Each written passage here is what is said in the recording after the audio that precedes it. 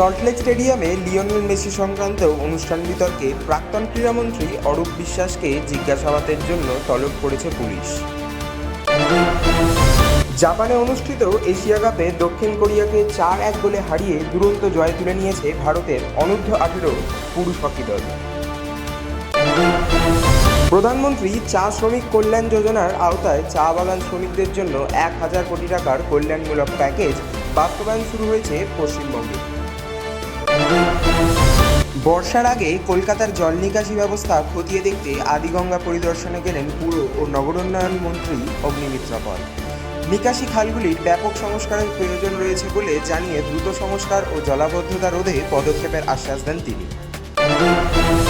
CUET Yuji 2026-এর স্থগিত পুনর্নির্ধারিত পরীক্ষাগুলি 6 ও 7 June পর্যন্ত চলবে। 28 মের স্থগিত পরীক্ষা এবং 30 মের প্রযুক্তিগত সমস্যায় ক্ষতিগ্রস্ত পরীক্ষার্থীদের জন্য নতুন অ্যাডমিট কার্ড প্রকাশ করেছে এনটিএ। কলেজ স্ট্রিট হকার ও বই বিক্রেতাদের উচ্ছেদ আতঙ্কের মধ্যে কলকাতা পুরসভা জানিয়েছেন এ ধরনের কোনো সরকারি উচ্ছেদ নির্দেশ জারি করা হয়নি। তবে রাজ্য জুড়ে চলা উচ্ছেদ অভিযানের জেরে ব্যবসায়ীদের মধ্যে উদ্বেগ ও অনিশ্চয়তা বাড়ছে। প্রতিদিন সঠিক ও দ্রুত খবর সবার আগে পেতে আমাদের চ্যানেলটিকে সাবস্ক্রাইব করুন।